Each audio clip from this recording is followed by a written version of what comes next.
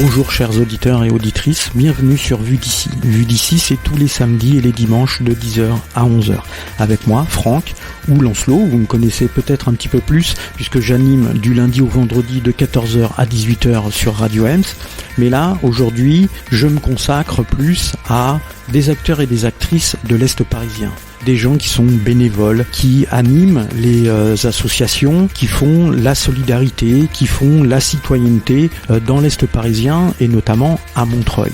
Mais nous aurons aussi l'occasion de pouvoir écouter aussi des élus, des comédiennes et des comédiens, des écrivaines, des écrivains, voilà, des personnes qui font vivre l'Est parisien. Vous allez pouvoir les écouter tous dans des entretiens qui ont été réalisés soit cette semaine ou il y a quelques semaines, donc des entretiens assez récents et vous pouvez les écouter sur notre podcast, podcast.radioms.fr. N'hésitez pas à y aller si vous avez raté ceux des semaines précédentes.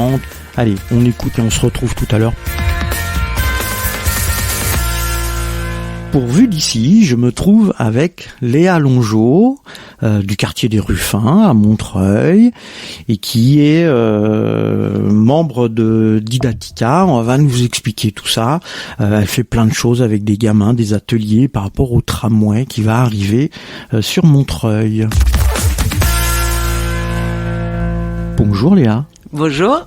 Ça va ? Ça va. Bon, on est chez toi, tu m'accueilles, merci, De c'est rien. gentil. Donc toi, tu es dans une association qui s'appelle Didatica, qui est une association d'architectes. Pas Il mais... y a une question de démocratie, tout ça. Donc tu y fais quoi dans cette association ? Alors, je l'ai fondée, cofondée avec d'autres. On était étudiants. Et en fait, je suis la seule à en avoir fait ma vie, en fait. D'accord. Mais c'est de l'intermittence du travail, puisque on n'arrive pas toujours à se payer. Donc, j'ai fait ce choix d'être à plein temps pour ce projet de société, parce que une association loi 1901, c'est un projet de société. Enfin, moi, je l'entends comme ça. Et donc, je passe tout mon temps, je monte tous mes projets avec cette assos qu'on a créée il y a 20 ans maintenant. Ah, 20 ans quand même. Ouais, en 2001, quand on était étudiante encore. Alors bon, moi je suis restée étudiante très tard, donc j'étais déjà une vieille étudiante, mais voilà, et donc il n'y a pas que des architectes. La particularité d'Idatica, c'est qu'elle est basée dans une école d'architecture. On était donc étudiants en architecture, étudiantes, parce que c'était quand même majoritairement des filles. Ça c'est important parce que dans le réseau des associations d'architectes, ce qu'on appelle les collectifs d'architectes, voilà, il y a les filles et les garçons quand même. Et en fait, dès le début, comme nous, notre mot d'ordre, on appelait ça comme ça. Pas d'architecture démocratique sans pédagogie. La pédagogie était centrale. On avait pour nous les méthodes et les outils pédagogiques sont des moyens de démocratiser notre société. Et donc très vite, on a fait appel à des amis qui étaient profs d'art plastique, instit, profs en collège, profs, alors enseignants aussi des écoles. Ouais. Ils nous ont soutenus. Il y en a certains qui ont participé à la fondation. On les a invités en tous les cas. Donc voilà, enseignants, pédagogues, architectes et très vite aussi des artistes, parce que donc voilà, on était reliés dans nos amitiés. On avait des amis qui avaient fait plutôt les beaux-arts ou plutôt autre chose, en tout cas les arts graphiques. Voilà, on était quand même dans un réseau où ces gens-là se croisaient et certains devenant pédagogues de l'art en fait. Voilà, donc voilà, c'est ça l'origine de Didatica. Et alors pourquoi Didatica ? Alors justement parce que c'est aussi parce que ça sonne bien. Oui, c'est mais sympa. Quand même l'origine, c'est l'origine latine du mot didactique. C'est pour faire un peu savant. Non, mais c'est vrai qu'il y a un côté. En fait, on ne se cache pas qu'on fait partie des savants. Parce que études supérieures, et que ça c'est une chance, et qu'on appelle ça les experts. D'ailleurs maintenant, pour démocratiser la société, on parle d'expertise d'usage, et ça m'énerve, parce qu'en fait faut pas se leurrer. Quand on fait justement des ateliers, enfin de l'éducation dite populaire, il y a aussi cette idée de partager des savoirs, de partager le pouvoir en fait, parce que le savoir c'est avant tout du pouvoir. Et voilà. Et donc didactique parce que au sein des écoles, il y a un débat depuis l'origine en fait des écoles d'archi. Et nous, on était beaucoup dans les débats des écoles d'archi, c'est-à-dire la discipline, est-ce qu'elle existe ? Est-ce que c'est une discipline l'architecture ? Parce que comme c'est transversal, et donc la didactique en fait, elle renvoie toujours aux disciplines. C'est-à-dire que la pédagogie, c'est la relation pédagogique. La pédagogie, c'est du relationnel. La didactique, c'est la didaxie des sciences, des machins. C'est toujours relié à un savoir et donc à une discipline. Et oui, tu conçois des outils didactiques en fonction de là d'où tu viens. Et donc c'était pour revendiquer, mais voilà, c'est parce que en fait c'est les choses d'enseignement quoi. En fait, en gros, ça a à voir avec l'enseignement, voilà. Mais quand même, on peut développer parce qu'à l'époque, on passait un temps fou à réfléchir à tout ça quoi. Déjà, c'est une belle histoire là, la création et d'imaginer ce nom Didactica tout simplement. Et donc aujourd'hui sur Montreuil, vous faites des choses avec Didactica. Oui. Alors moi je suis montreuilloise depuis 20 ans. Ouais. Je suis arrivée de Toulouse il y a pas tout à fait il y a 20 ans mais il y a 22 ans donc j'ai atterri très vite à Montreuil en arrivant en Île-de-France. Et en plus dans le haut dès le début en fait. J'ai jamais vécu dans le bas Montreuil. Parce qu'il y avait le côté campagne et le côté populaire qui me bon déjà j'étais pas riche, je le suis toujours pas mais voilà, c'était vraiment pas cher hein, le Haut Montreuil. Donc on a créé des colocations collectives dans le Haut Montreuil avec des grandes maisons et il y en avait et c'était pas cher. Donc voilà, donc et en fait moi dès le début à Montreuil voilà, on monte nous à Didactica, on monte nos projets là où on habite. Les autres membres font comme moi en fait, elles montent des projets là où elles habitent.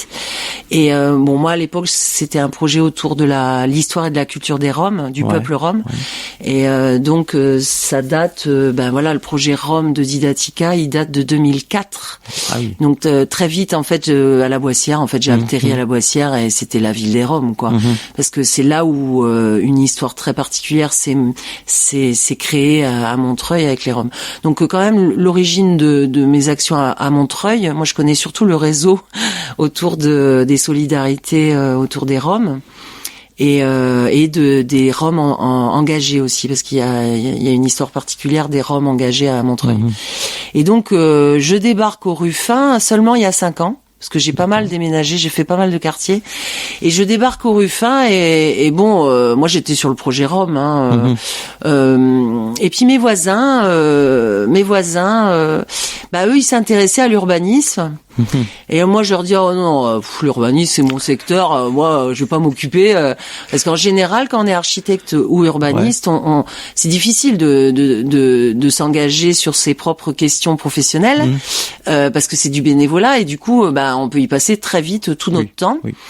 Et ils ont quand même insisté parce qu'en plus il y avait ce PLUI, en fait c'est le plan local d'urbanisme intercommunal.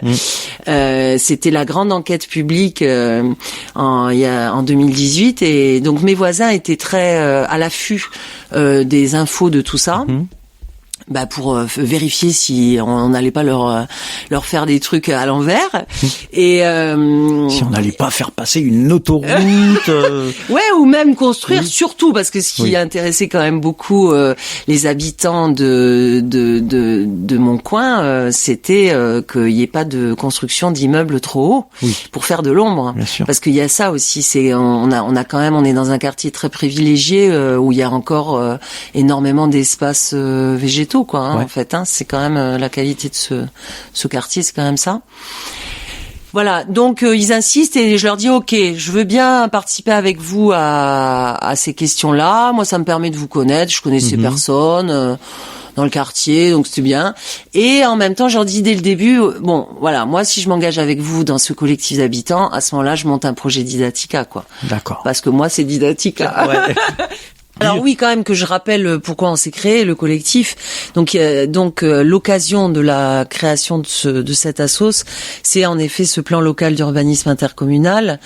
Mais ses voisins, finalement, ils se connaissaient depuis une quinzaine d'années et ils avaient déjà mené des actions coup de poing dans le quartier sur des questions d'urbanisme, notamment de cadre de vie. En fait, moi je dis urbanisme, mais ils s'intéressaient évidemment à leur cadre de vie. Donc en fait, tout d'un coup, est apparue l'évidence de créer une assos qui défendait l'idée du vivre ensemble, de la rencontre sociale, du partage, de l'écologie, défense de l'écologie, voilà. Donc c'était tout le monde y mettait un peu ses désirs d'action citoyenne en fait. Mais il y avait cet urbanisme au centre et de faire attention. Alors voilà, moi je leur ai dit moi ce que je vous propose c'est de monter des ateliers en direction de la jeunesse du quartier parce que moi ce qui m'intéresse c'est pas trop l'entre-soi. Enfin c'est pas trop de moi je travaille très peu avec des gens qui me ressemblent en fait. Ça m'arrive même jamais parce que je fais le choix parce que j'ai cette chance d'avoir choisi d'être totalement indépendante donc et donc d'être très précaire, mais du coup je ne fais que choisir là où je veux travailler. Et en général, je ne travaille qu'avec des gens qui ne me ressemblent pas, en fait. Et donc moi là évidemment le collectif était assez homogène. Donc c'est le collectif Ruffin Ensemble. Voilà, collectif Ruffin Ensemble. Et donc je leur ai dit à ce moment-là, on entraîne avec nous sur cette question des mutations urbaines de notre quartier, on entraîne avec nous d'autres qui justement n'ont pas ce goût pour s'intéresser aux mutations urbaines, mutations politiques, aux choix, aux décisions politiques. Moi, mon dada, c'est ça, c'est à l'occasion de changements urbains, souvent c'est très politique, et là, moi, mon idée, c'est de former la jeunesse du quartier à lui donner les billes de la prise de position dans l'espace public, voilà. Au changement de la cité, citoyens qui participent au changement de la cité. C'est l'éducation populaire, c'est cette idée. Pour moi, l'architecture, c'est un super moyen de faire de l'éducation politique, en fait. Voilà. D'accord. L'architecture est un levier génial parce qu'il y a de l'art, il y a de la technique, il y a des sciences humaines, il y a de l'histoire, il y a de la géographie, il y a tout ce qu'il faut pour justement se former intellectuellement et en même temps, il n'y a pas un art plus politique que ça. Et puis ça permet aux citoyens de décider de son environnement proche. C'est ça. Donc c'est vraiment la démocratie locale. Ouais. En fait, moi je suis passionnée par ça. Moi je pense qu'on peut transformer la démocratie par l'expérimentation locale en fait. Je crois vraiment que si on n'expérimente pas, si on a c'est la vraie démocratie, elle est là en fait. Et j'y crois moi la vraie démocratie. Je crois vraiment qu'on peut y arriver. Hein. Mais en passant par le local, là, ce qu'on a appelé, il y avait plein de synonymes, démocratie de proximité, démocratie directe. Et donc dans cette démocratie, il y a cette idée d'atelier avec des enfants. Donc un peu dans le cadre avec Ruffin Ensemble, etc. Donc aujourd'hui tu fais des ateliers, mais ça a mis du temps à se construire. Oui. Donc 1 an et demi. 1 an et demi. Qu'est-ce qui s'est passé pendant 1 an et demi entre l'idée de je participe à votre truc, mais moi je veux faire des ateliers avec les gamins, je veux leur apprendre l'urbanisme, etc. Et aujourd'hui, comment ça s'est passé? Mais justement, alors moi j'aime bien parler de ça parce que et c'est ce que je transmets aussi à tous ceux avec qui je travaille actuellement parce que j'ai composé une équipe que de gens nouveaux, c'est pas des amis. D'accord. En fait, j'ai recruté des jeunes, des moins jeunes, mais que des gens qui n'ont jamais mené ce genre de projet aussi. Et ça, c'est important pour moi, en fait. Comme on est aux 4 coins de la France, là, Didatica, vu que on s'est rencontrés à Paris, mais en fait, la plupart sont revenus dans leur région d'origine. Et donc, quand on monte des projets localement, on compose des équipes localement aussi. Et ce que j'aime bien, c'est justement transmettre aussi la façon de monter des projets, parce que ça c'est un peu ce que je sais faire, c'est presque le seul truc que je sais faire à Didatica, c'est de monter des projets et de chercher à les financer pour pouvoir monter des équipes.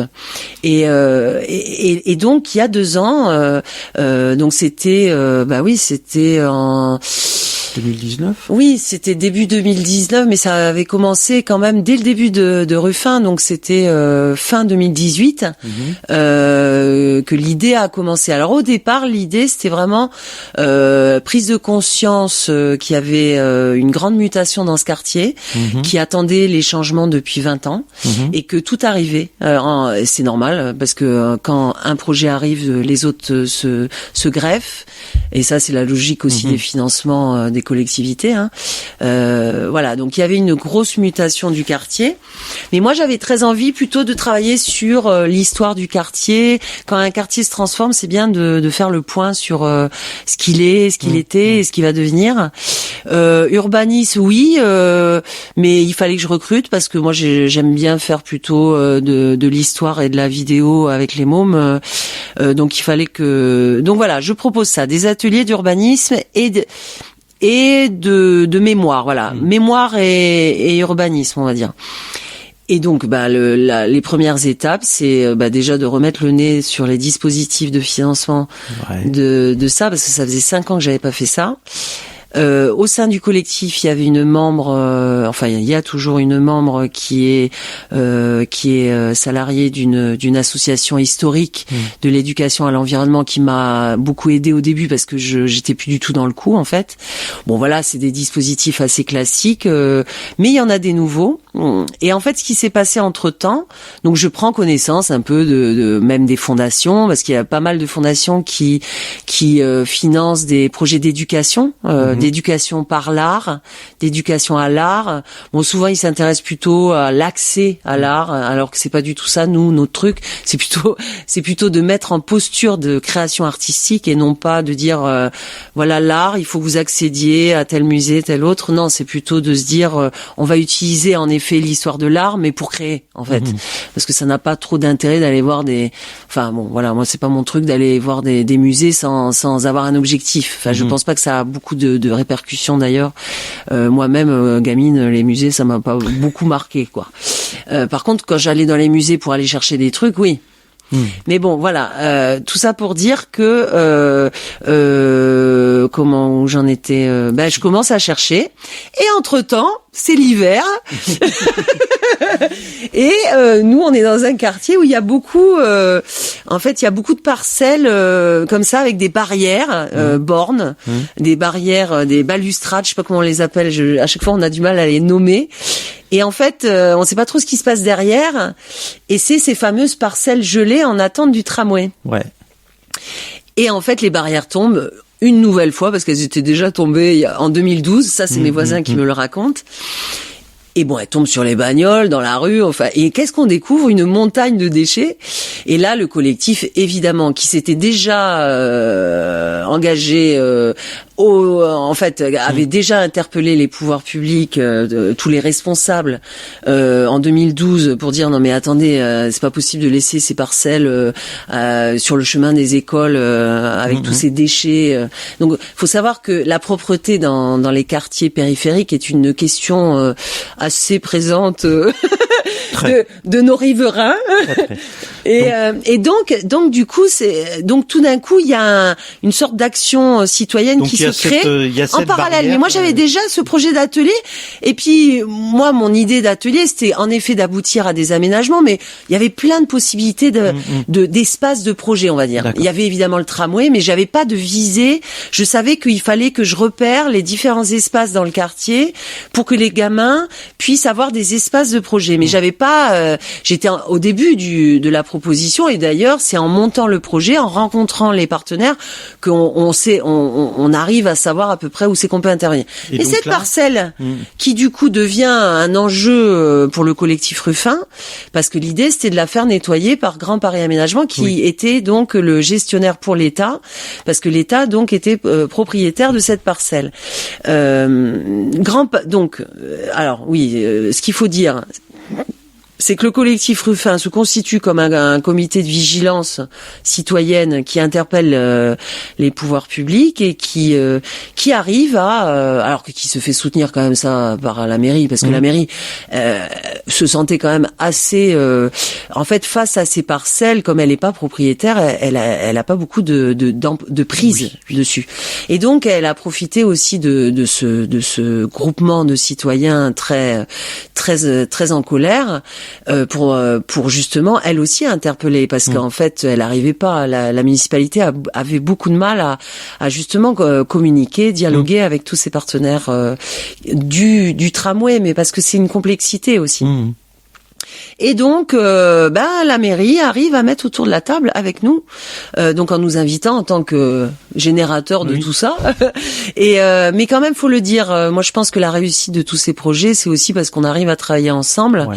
Et en effet, c'est né du collectif, mais la mairie a été à nos côtés dès le début. Voilà, c'est l'accompagnement, et c'est ça, les c'est deux fondamental. C'est fondamental, parce que c'est ça qui fait que des choses réussissent. C'est quand on arrive à monter des projets ensemble, en fait, parce que sinon on n'arrive à rien. L'énergie des citoyens, qui a entraîné la municipalité, qui a accompagné, et qui, avec sa force force publique, qui a interpellé les autres et qui a mis autour de la table tous les acteurs. Et donc c'est devenu un comité de suivi, et ce comité de suivi, il existe encore aujourd'hui.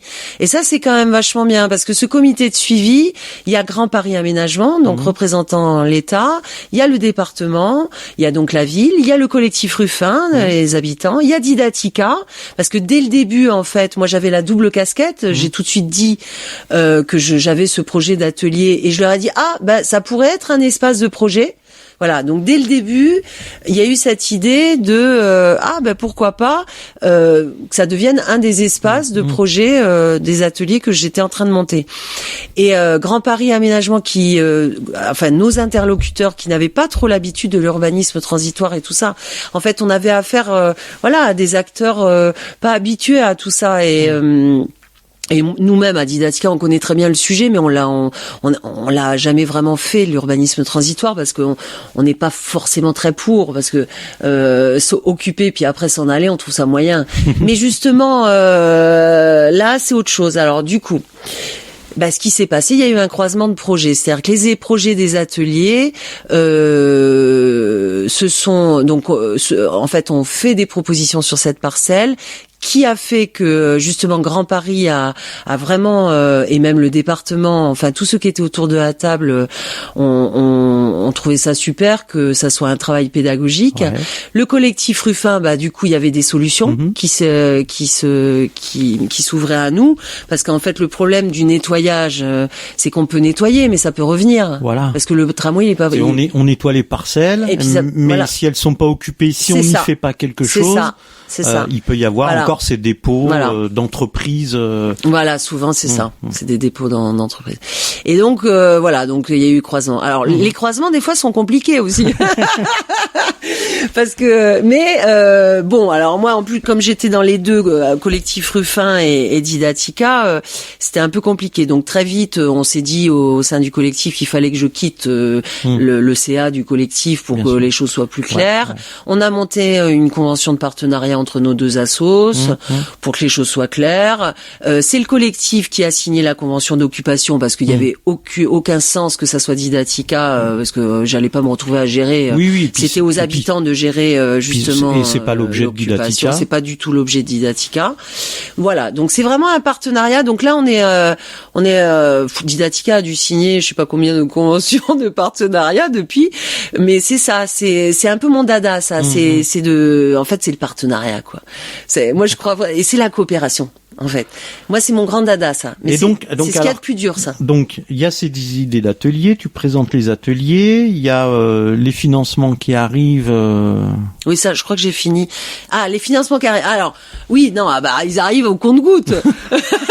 Ah voilà. Donc au début, j'étais pas du tout sûre de faire les ateliers, qu'on se le dise, parce que moi j'ai monté ce projet, j'étais au chômage, donc j'avais tout mon temps, hein, donc je passais tout mon temps, alors à faire d'autres petites choses bénévoles parce que ça me caractérise, mais voilà, je profitais de mon chômage, mais pendant ce temps-là, je cherchais pas du boulot ailleurs parce qu'il fallait vraiment que je travaille, donc j'ai pris ce risque quand même, hein. Ah oui, Et oui quand même, hein, parce que à l'époque où j'ai monté les ateliers, j'étais dans une période où je me disais bon, Léa, va falloir que tu trouves un peu d'argent, va falloir que quand même tu travailles de façon salariée, enfin que tu gagnes un peu d'argent, parce que là j'arrivais en fin de droit, voilà. Ah oui. Donc il fallait que je, parce que moi je profite, en fait je suis un peu une intermittente, sans l'être en fait, et du coup c'est compliqué parce que je profite des périodes de chômage pour monter les projets, ou parce que j'aime, en fait je sais pas faire, hein, bosser pour les autres, en fait c'est ça mon problème, c'est que la recherche, enfin bon. Et donc là, ça m'allait bien de monter un projet, mais c'était un risque. Et le risque, bon après, c'est voilà, c'est un risque très relatif aussi, hein, quand même, hein, parce que je me débrouille bien, enfin. Voilà. Oui, on voit. Tu vas nous dire après les ateliers comment ça s'est passé. Mais tout ça pour dire que petit à petit, alors le premier à avoir dit oui au projet, c'est la Fondation de France. D'accord. Et ça, j'étais très fière parce que la Fondation de France, c'est vraiment sur la base d'un dossier. Il faut que ça soit très solide. Elle a fait une réunion avec les acteurs locaux pour s'assurer que c'était solide, la chargée du dossier, avant d'être votée. Et en fait, à partir du moment où j'avais la Fondation de France, c'était quand même une super carte de visite pour les autres. Oui. Ça, je le savais. Parce qu'en fait, la Fondation de France, il y a un sérieux, en fait.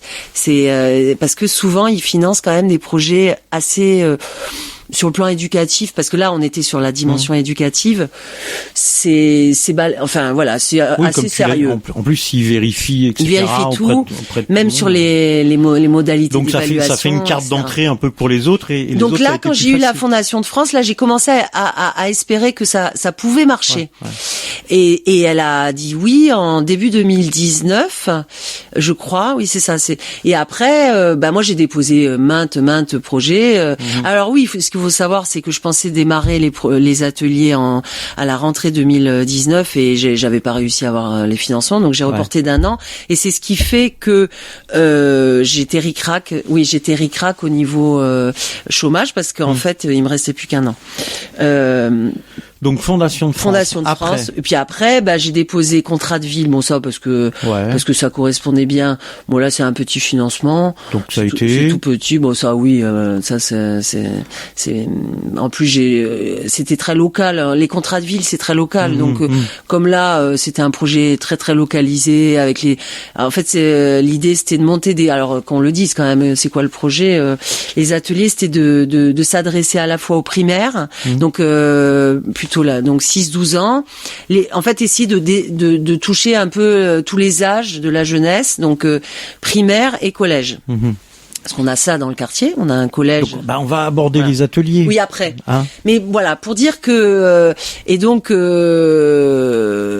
après on a eu le contrat de ville pour finir sur les financements, puis après ça s'est enchaîné. J'ai déposé des dossiers en urbanisme transitoire. Parce que c'est là où il y a des fonds, donc. Oui, il faut aller les chercher. Oui, donc région Île-de-France, Est Ensemble.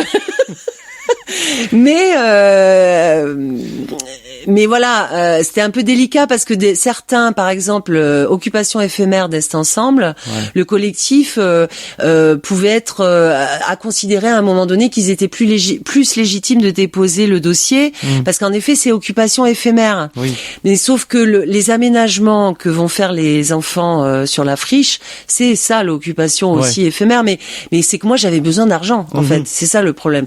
Et bon, bref, il y a eu un petit conflit à ce moment-là, mais ça c'est voilà, c'est normal. Donc tous ces financements arrivent. Tous ces financements arrivent. Donc j'arrive à. Bon, faut savoir que quand on fait ce genre de projet, on n'est pas très gourmand en argent. Parce que l'éducation, en général, il n'y a pas beaucoup d'argent. Donc, j'avais fait un budget quand même très, très, très petit, finalement. Et puis, les gens, d'ailleurs, sont assez étonnés du niveau Et donc voilà, donc là, je réalise que c'est possible de monter. Ça y est, je sais que mais c'est au dernier moment, c'est-à-dire que tout ça se passe à la fin de l'année scolaire 2020. Et je dois contacter tous les profs et les animateurs du quartier parce que tant que j'avais pas la certitude de pouvoir les mener, je ne pouvais pas contacter les premiers concernés, c'est-à-dire mes partenaires, partenaires opérationnels. Donc tu contactes Je contacte les profs. Les profs. Et alors mon idée au départ c'était de travailler avec une classe de CM2 et des collégiens. Quel collège? Alors le collège bien sûr public puisqu'en fait dans notre quartier, il y a 2 collèges, il y a un collège privé et un collège public. Le collège public, moi j'en avais entendu parler, on en entend parler. Collège Politzer, et j'avais très envie de travailler au collège Politzer parce que à Didactica on aime bien depuis le début travailler avec la difficulté aussi. En fait avec là où les mômes en ont le plus besoin, c'est-à-dire où il y a il y a pas mal de décrochage scolaire, un niveau de réussite assez bas, même certains disent le plus bas du 93 carrément. Mais bon, on dit ça de beaucoup de collèges à mon avis. Parce que moi j'ai travaillé à Aubervilliers et réellement on dit ça aussi à Aubervilliers. Donc quand c'est des collèges dans les quartiers populaires. Voilà, on dit toujours que c'est le pire de tous. C'est aussi le collège où le tramway va passer juste à côté. Non mais là en même temps le tramway il est au milieu de nous. On est au cœur du tramway parce que même nous en tant que collectif et en tant que la parcelle, enfin voilà, mais le collège même s'il avait pas été le long du tramway, j'aurais travaillé sur le tramway avec les collégiens. Bah oui, c'est pas une question c'est pas parce qu'il est au bord du tramway que je travaille sur le tramway, si tu veux. Tu contactes les profs. Donc je contacte les profs. Alors à 2 reprises parce que la première année où je pensais faire le projet, je m'étais présentée à eux déjà. Donc du coup, je leur avais annoncé que je reportais d'1 an. Et là, grâce à une parent d'élève du collectif, Marianne Dufay, dont l'enfant est au collège, m'organise une rencontre. Grâce à elle, je réussis à présenter le projet des ateliers à la fin de l'année scolaire, juillet quoi. Vraiment dernière réunion. Et là, plein d'enthousiasme. Bon, le principal, je l'avais déjà rencontré, donc lui, il était déjà acquis, mais c'est pas lui qu'il fallait que je convainc. Enfin, c'est lui, il accepte quand les profs ont envie, en fait. Et donc là, l'enjeu, c'était la rencontre avec les profs. Et là, j'ai 6 profs qui me disent, ça nous intéresse. Donc je prends les contacts. Et l'idée, c'est de se voir tout de suite avant qu'ils partent se reposer, parce que on était quand même en plein Covid aussi. Et donc, je les rencontre tout de suite en juillet. On monte le projet et j'ai 2 profs référentes tout de suite, 2 profs de français qui veulent l'atelier. Et alors, par contre, côté primaire, j'ai eu plus de difficultés. Parce qu'en fait, moi, mes contacts, c'est les directrices d'école pour après organiser une rencontre pour présenter le projet aux instituteurs. Enfin, on dit plus instituteurs, mais moi j'adore ce mot, mais professeurs des écoles. Et en fait, elles ont communiqué et ça n'a pas pris. En fait, j'ai pas réussi à présenter. Alors, j'avais déjà présenté l'année précédente, mais voilà, c'était trop vieux. Et puis, ils sortaient du Covid. J'ai tendance à penser que c'était tellement dur. Ils sortaient d'une période Covid. C'était après le premier confinement. Ouais, c'est ça. C'était après le. Et d'ailleurs, moi-même, j'osais à peine les contacter tellement je me mettais je me disais, mais ils ont autre chose à penser que de monter un projet culturel, etc. Fort possible. Non, vraiment, je savais pas à quel moment les contacter, parce qu'en plus, il y avait eu quand même la réforme.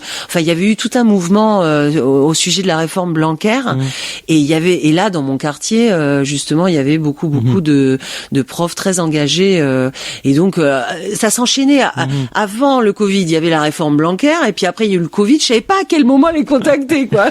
C'est compliqué. Mais bon, tout ça pour dire que le primaire, j'ai pas réussi, mais j'avais une animatrice qui depuis 2 ans suivait et voulait absolument que j'intervienne dans son centre de loisirs, une habitante du quartier d'ailleurs, qui est aussi animatrice depuis très longtemps dans un centre de loisirs, et qui voulait absolument accueillir un atelier que je proposais.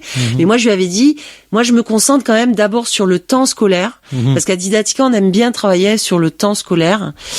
En fait, rentrer dans le gros mammouth de l'éducation nationale pour justement être dans un rapport à l'apprentissage des savoirs différents, en fait. On travaille assez peu avec les centres de loisirs. Mais on n'est pas contre, voilà. Et donc alors, comme j'en avais 2, parce que moi j'avais prévu que 2 ateliers, je pouvais pas faire plus. Déjà c'était énorme, et que j'en avais 2 au collège. Du coup, j'ai pas recherché à la rentrée, parce qu'en plus à la rentrée il fallait que je me mette tout de suite au travail. Bien sûr. Donc on a monté le projet avec 2 classes, une de 6e et une de 3e au collège Paul Isère, et un groupe d'enfants de centre de loisirs pendant les vacances, et certains mercredis en périscolaire. Et donc ça fait 3 ateliers parallèles. Donc ça fait à peu près une 60aine d'enfants qui depuis le mois d'octobre vivent un atelier. Depuis octobre 2020. Voilà, 2020, donc fin octobre. On a commencé pendant les vacances de la Toussaint. Et on a d'ailleurs commencé au centre de loisirs. Et donc là, on a un petit noyau dur d'enfants qui s'inscrivent. Et qu'est-ce que vous y faites dans ces ateliers? Alors, l'idée de ces ateliers, c'est le travail au long cours d'un travail d'architecture et d'urbanisme. En fait, la démarche de Didactica, c'est un peu de faire vivre. Alors, ça peut être des adultes, mais là, c'est des enfants et des adolescents. C'est de vivre tout le processus de production d'un espace. Donc, il y a la première phase d'analyse du contexte, enfin, prise de connaissance du contexte urbain, social, économique, etc. Donc, on a, par exemple, étudié le foncier, par exemple, qui est propriétaire dans le quartier, ce genre de sujet, voilà, par exemple, parce que quand un architecte ou un urbaniste arrive dans un territoire pour faire un projet, il prend d'abord connaissance, et ça prend beaucoup de temps, ça. Et donc là, on vient de finir cette première phase, donc elle a pris 4 mois, ce qui est énorme, on a pris beaucoup de temps. Mais c'est aussi parce qu'on a pris le temps de l'histoire. On a travaillé sur l'histoire du quartier, donc histoire présent, donc de quoi est fait un quartier, les équipements publics, les commerces, les rues, quel chemin on emprunte au quotidien, etc. Une sorte d'analyse des pratiques de l'espace, et futur projet. Donc on a étudié le projet de tramway et une partie du projet de renouvellement urbain du Morillon, parce qu'il se trouve que c'est un des gros projets de notre quartier, c'est ce projet de renouvellement urbain d'un quartier de logements sociaux, un des plus importants de la ville de Montreuil quand même.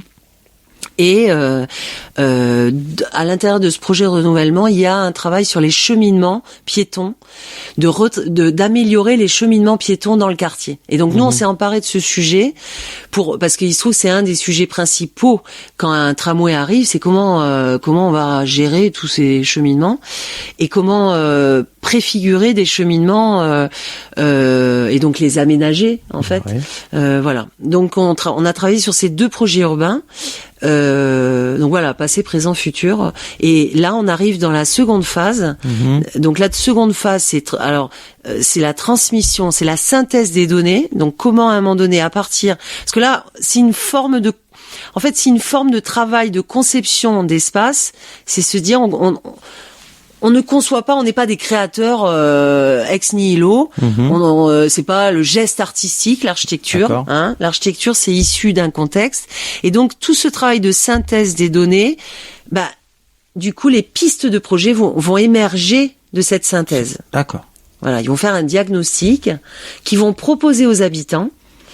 Et donc cette deuxième phase de synthèse se termine par une grande séance publique en direction des habitants, travailleurs, décideurs, élus, travailleurs, agents territoriaux, urbanistes, architectes de la ville. Ils vont présenter leur synthèse et leur diagnostic à cette séance pour aboutir à des pistes de projet qui vont être validées par tout le monde. Mais voilà, avec connaissance de cause, voilà, on sait de quoi on parle. Et le journal qu'on a créé, parce que ça on en parlera après, mais tout ça permet de préparer cette séance publique aussi pour que tout le monde sache ce qui s'est passé en amont et que le débat soit nourri non pas de débats, comment dire, souvent avec beaucoup de manque de connaissances des éléments de contexte, etc. Donc là, tout le monde est averti de tout. Et on va débattre en sachant de quoi on débat. Voilà. Voilà, avec tout le monde a les mêmes informations. Exactement, c'est ça. Et là, on peut vraiment discuter sans qu'il y ait certains qui savent. Les sachants et les non-sachants. Exactement, c'est ça. Savants populaires complètement reliés, quoi. Voilà, ça rejoint ce que tu disais tout à l'heure. Ceux qui ont le savoir, et là, tout le monde aura le savoir. Voilà, c'est ça, exactement. C'est bien.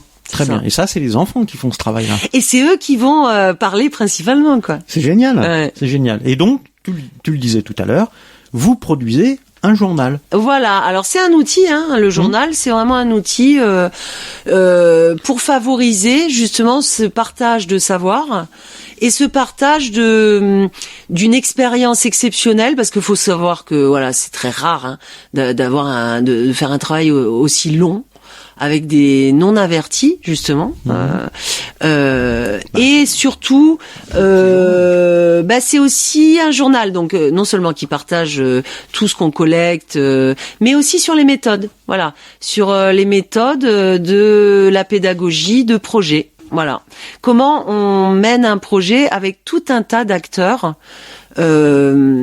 avec les enfants au centre, les enfants et les adolescents au centre. Et c'est vrai que ce journal, c'est vraiment, on l'a créé, ça nous demande beaucoup de temps, c'est un temps très important de communication, mais c'est vraiment l'idée de la communication pour le débat démocratique, en fait. Ouais. Alors c'est surtout un journal électronique, parce que le faire sous forme papier, ça coûte trop cher. Ça coûte trop cher, mais ça fait quand même 8 pages. Ouais. C'est un petit 8 pages, alors pas un 8 pages format A4, mais non, c'est un petit, voilà. C'est un petit. C'est un petit peu plus grand que A5, mais c'est bien. Il y a des il y a des photos, il y a beaucoup de textes, beaucoup d'explications, des projets d'ateliers, des archives de Seine-Saint-Denis. Enfin voilà, vous en êtes déjà au 4e, quoi. Ouais, 4e numéro. Le 5e a du retard, mais tout le monde est nommé surtout. Tout le monde est nommé, tout le monde existe, tout le monde est réuni en fait. C'est aussi un outil de réunion de tous les gens qui sont acteurs de ce projet. Tous les prénoms, tous les noms des enfants sont là. Je vais pas lire tous les prénoms parce que alors là, mais c'est beau. Là, on y passe tout le temps de l'émission, mais voilà, sur le côté, il y a tous les prénoms des enfants qui ont participé. On peut un peu nommer. C'est magnifique cette liste cette liste de prénoms. Bah allez, il y a Adam, Sanaé, Océane, Mohamed, Salsabil, Ali, Lagan, Nina, Lou, Eliès, Riven, Vladimir, Alana. Bon, je m'arrête là, mais voilà, il y a plein de prénoms, Rokia, Awa, Gédéon, Yasmine. Voilà, c'est extraordinaire et c'est pas tout le temps les mêmes en plus à chaque. Oui, parce que les centres de loisirs ça change en fait. Et donc il y a une liste extraordinaire de gamins du quartier qui participent à ça. C'est vachement bien. Et donc là, les enfants, ça y est, on commence à pas mal les connaître, même si on aimerait tellement, en fait, même passer plus de temps, même si déjà on en est déjà à la 10e séance au collège.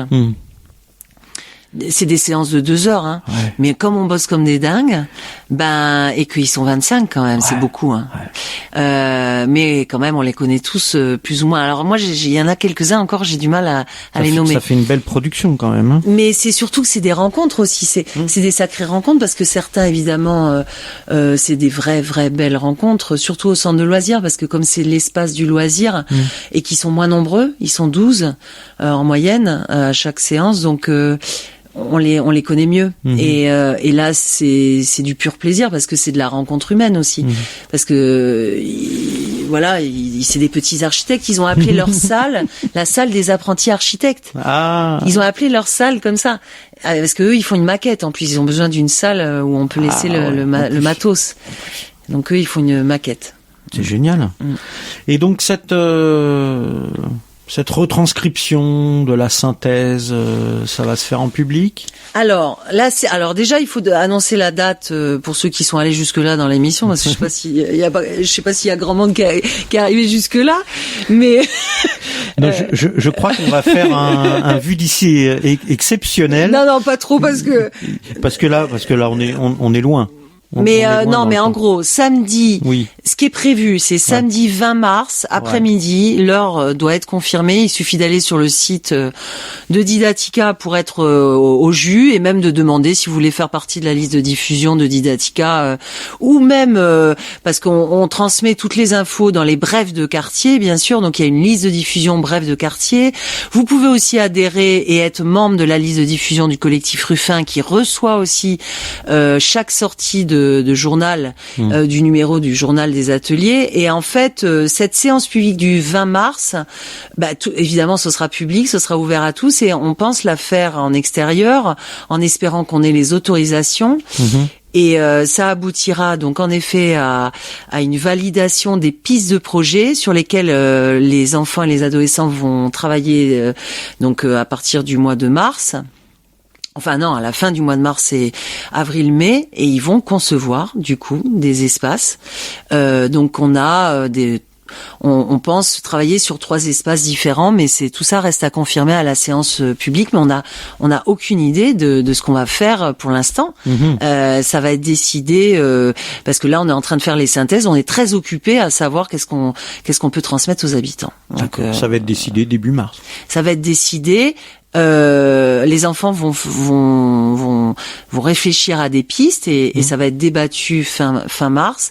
Et fin mars, on saura sur quoi on travaille. D'accord. Sur quels espaces, quels aménagements. Ok. Voilà. Eh ben super. Et puis je peux dire quand même qu'à la fin, il y aura un chantier participatif pour fabriquer ces espaces. Donc c'est des espaces, ça peut être du jeu, ça peut être du mobilier, ça peut être de l'aménagement paysager. Voilà, c'est l'idée d'aménager, d'améliorer l'espace à la fois public et cette friche qui est privée, parce qu'en effet c'est une occupation précaire.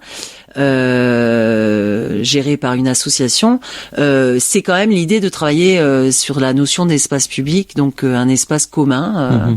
Voilà, donc les enfants vont faire des propositions sur cette friche, un tramway nommé Désir, qu'on n'a pas nommé d'ailleurs, un tramway nommé Désir du collectif Ruffin.